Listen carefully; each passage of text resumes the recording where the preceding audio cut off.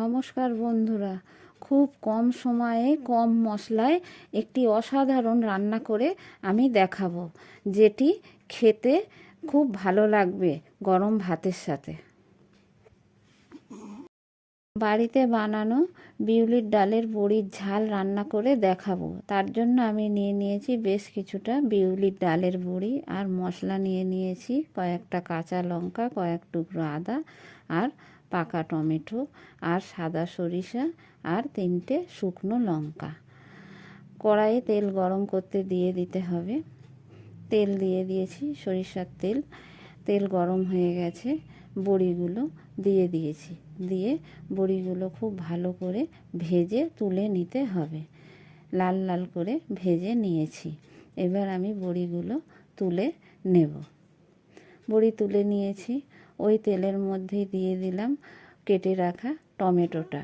টমেটোর মধ্যে একটু লবণ দিয়ে দিয়েছি, যাতে তাড়াতাড়ি টমেটোটা গলে যায়।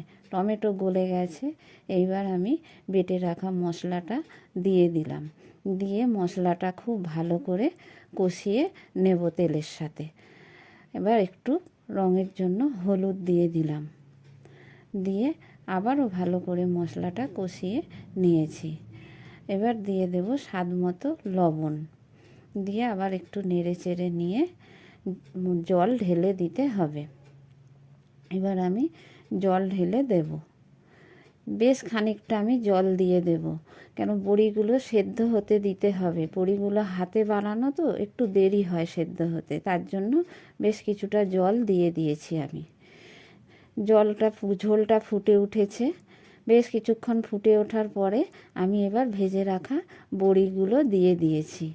দিয়ে আমি বেশ কিছুক্ষণ রান্না হতে দেব, যাতে বড়িটা সেদ্ধ হয়ে যায়। 10 মিনিট মতো আমি ঢেকে দিয়েছি। ঢাকা খুলে নিয়েছি।